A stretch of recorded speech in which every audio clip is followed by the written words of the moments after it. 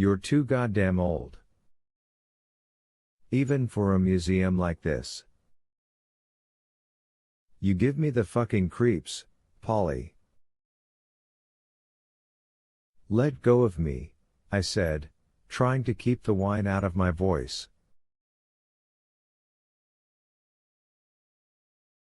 It wasn't just pride, either. I thought if he heard it, it might inflame him, the way the smell of sweat can sometimes inflame a bad-tempered dog, one which would otherwise only growl, to bite.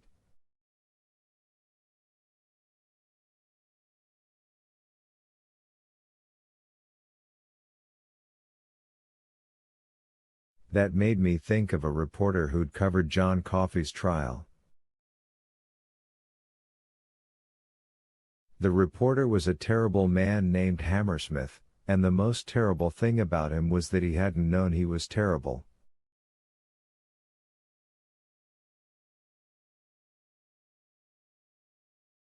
Instead of letting go, Dolan squeezed my wrist again. I groaned. I didn't want to, but I couldn't help it. It hurt all the way down to my ankles. What do you do down there, Polly? Tell me. Nothing, I said. I wasn't crying, not yet, but I was afraid I'd start soon if he kept bearing down like that.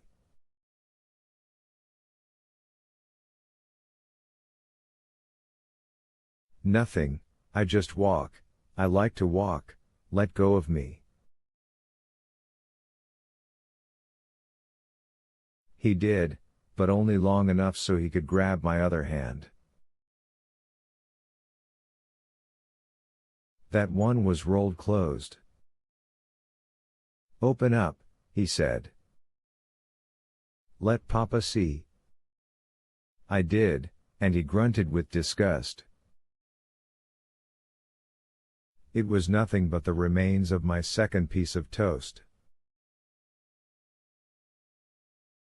I'd clenched it in my right hand when he started squeezing my left wrist, and there was butter, well, oleo, they don't have real butter here, of course, on my fingers.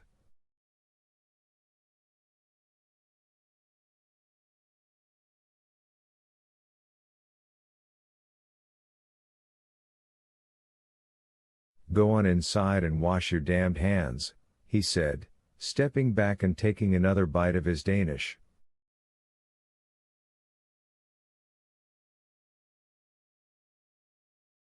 Jesus Christ.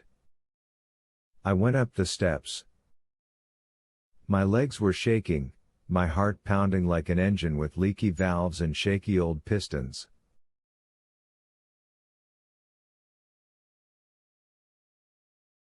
As I grasped the knob that would let me into the kitchen, and safety, Dolan said.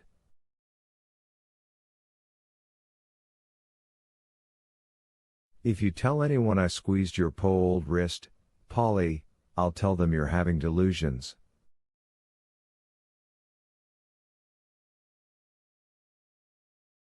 Onset of senile dementia, likely.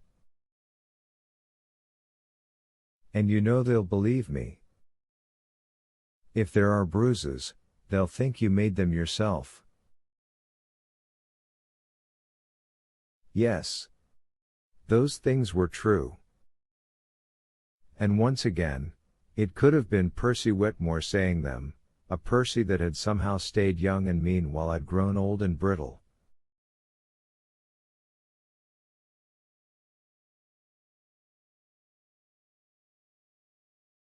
I'm not going to say anything to anyone, I muttered. Got nothing to say. That's right, you old sweetie.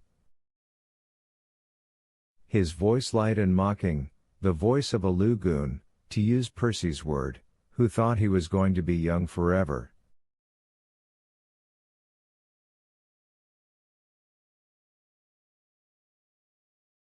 And I'm going to find out what you're up to.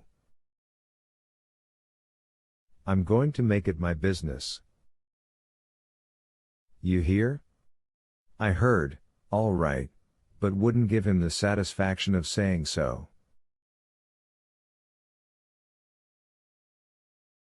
I went in, passed through the kitchen. I could now smell eggs and sausage cooking, but no longer wanted any, and hung the poncho back up on its hook.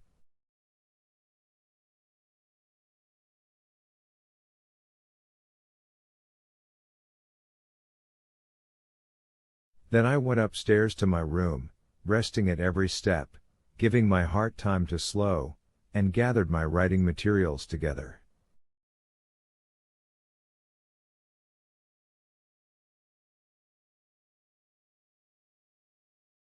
I went down to the solarium and was just sitting at the little table by the windows when my friend Elaine poked her head in.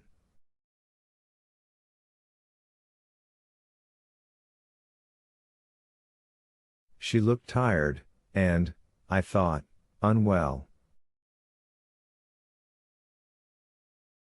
She'd combed her hair out but was still in her robe. We old sweeties don't stand much on ceremony. For the most part, we can't afford to.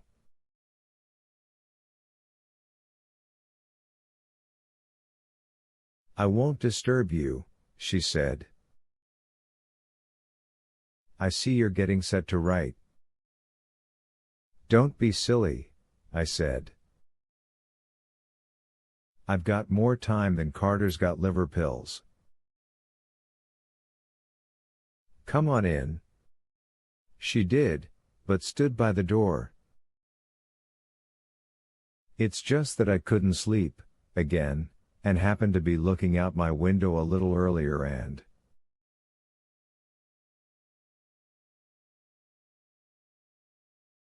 And you saw Mr. Dolan and me having our pleasant little chat, I said.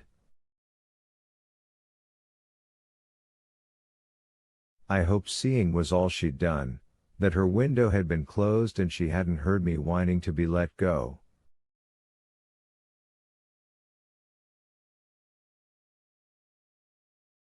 It didn't look pleasant and it didn't look friendly, she said.